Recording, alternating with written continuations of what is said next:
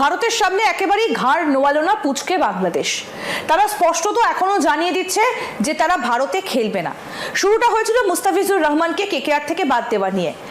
ভারতীয় আধিপত্যের দিন শেষ, এবার চোখে চোখ রেখে জবাব দিচ্ছে বাংলাদেশ। রাজনীতি থেকে শুরু করে ক্রিকেটের ময়দান, এ যেন এক বদলে যাওয়া অন্য এক বাংলাদেশকে দেখছে পুরো বিশ্ব। বছর দুয়েক আগেও যে বাংলাদেশ ভারতের কথায় উঠতে বসত, সেই বাংলাদেশ এখন নিজের মর্যাদার ব্যাপারে আপোষহীন। ভয় কিংবা হুমকি কোনো কিছুই যেন জমাতে পারছে না ছাত্র জনতার নতুন এই বাংলাদেশকে। আপোষহীন এই বাংলাদেশকে দেখে চোখ কপালে ভারতীয়দের। আইসিসি থেকে শুরু করে তথাকথিত শক্তিশালী বিসিসিআই এখন বাংলাদেশের কাছে দিশেহারা। মাথা নত করব না, যা ইচ্ছা তা করে দেখাও। আপোষহীন এই বাংলাদেশকে নিয়ে কি বলছে পশ্চিমবাংলার মিডিয়া, আসুন তা দেখি। ভারতের সামনে একেবারেই ঘাড় নোয়ালো না পুচকে বাংলাদেশ। তারা স্পষ্টত এখনো জানিয়ে দিচ্ছে যে তারা ভারতে খেলবে না। শুরুটা হয়েছিল মুস্তাফিজুর রহমানকে কেকেআর থেকে বাদ দেওয়া নিয়ে। তারপরে এই যে টি20 ওয়ার্ল্ড কাপ, সেখানে স্পষ্টত জানিয়ে দিয়েছে ক্রিকেটারদের নিরাপত্তার অভাব রয়েছে এবং সেই কারণে তারা ভারতে খেলতে আসবে না, তাদের ভেন্যুগুলো যেন অন্য জায়গায় সরিয়ে দেওয়া হয়। এই নিয়ে আইসিসিকে চিঠি পাঠানো, আইসিসির নির্দেশ সবকিছু নিয়েই আমরা আলোচনা করেছি।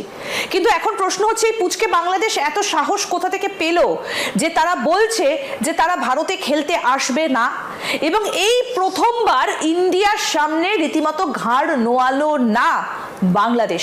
আমরা এই বিষয়গুলো নিয়ে আজকে আলোচনা করব। আমার সঙ্গে স্টুডিওতে রয়েছেন আমার দুই কলিগ ঋদ্ধিশ এবং অনির্বাণ। অনির্বাণ এবং ঋদ্ধিশ, আমরা প্রত্যেকেই জানি যে এই বিষয়টা অনির্বাণ তোমার সাথে দীর্ঘ আলোচনা হয়েছে, কিন্তু এখন প্রশ্ন হচ্ছে কোথা থেকে এত সাহসটা পাচ্ছে এই পুচকে বাংলাদেশ? দেখো, এই মুহূর্তে দাঁড়িয়ে এই খেলার যে শুরু, সেই শুরুটা হয় মুস্তাফিজুর রহমানকে আইপিএলে না রাখার থেকে, এবং আইপিএলে না রাখার পর কিন্তু পাল্টা বাংলাদেশ রিটেরিয়েট করে এবং সেখানে কিন্তু স্পষ্টত বলা হয় যে আমরা ভারতবর্ষে আর কোনো রকম খেলা খেলতে যাব না।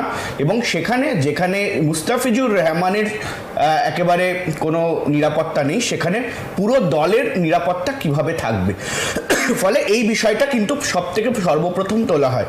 এবং ঠিক তারপর কি হলো, তারপর হলো যে আইসিসিকে চিঠি দেওয়া হলো, এবং 2 দফা চিঠি দেওয়ার পর আজ বৈঠক হলো, এবং সেই বৈঠকে কিন্তু স্পষ্ট হলো যে আইসিসি তারা বলেছে বাংলাদেশকে কি আপনারা একটু বিবেচনা করুন।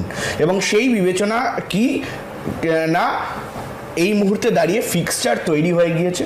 ফিক্সচার বদলানোটা খুব একটা সহজ বিষয় নয়।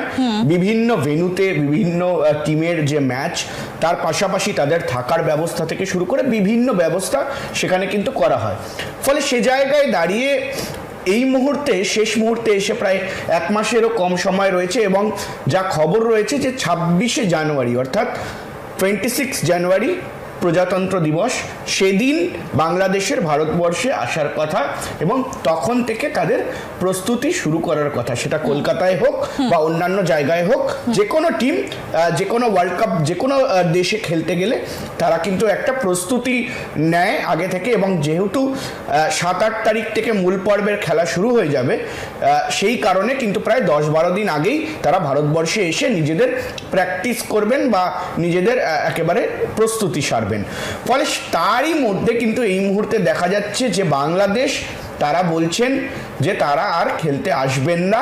তারা আইসিসিকে ফের একবার চ্যালেঞ্জ করেছে, এমনটা সূত্র মারফত খবর পাওয়া যাচ্ছে যে মিটিং এই মুহূর্তে হয়েছে। সেই মিটিংয়ে আইসিসিকে চ্যালেঞ্জ করা হয়েছে যে আপনারা, আমরা এই মুহূর্তে অনর রয়েছি নিজেদের যে জায়গা, সেই জায়গা থেকে যে আমরা খেলতে যাব না ভারতবর্ষে। বাংলাদেশের কাছে নিজেদের মাতৃভূমির সম্মান সবার আগে, এখন তা হারে হারে টের পাচ্ছে ভারত।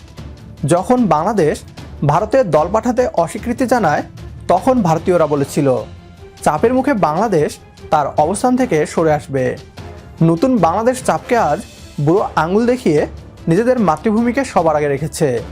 এমনকি আজ অনূর্ধ্ব-19 বিশ্বকাপের ম্যাচ চলাকালীন বাংলাদেশের তরুণ যুবকরা ভারতের সাথে হাত মেলায়নি। এই সব কিছুই একটা বার্তা দেয়, এই বাংলাদেশ মাথা নত করতে জানে না। আজ আইসিসি দলবল নিয়ে ঢাকায় এসেছে বাংলাদেশকে মানাতে।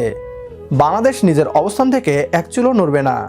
প্রিয় দর্শক, বিসিবির এই আপোষহীন অবস্থানকে সমর্থন করলে কমেন্ট বক্সে ইয়েস লিখে জানিয়ে দিন আমাদের। সেই সাথে ভিডিও শেয়ার করে দেখার সুযোগ করে দিন আপনার বন্ধুদের। পরবর্তী ভিডিও দেখার আমন্ত্রণ জানিয়ে বিদায় নিচ্ছি আজ। আল্লাহ হাফেজ।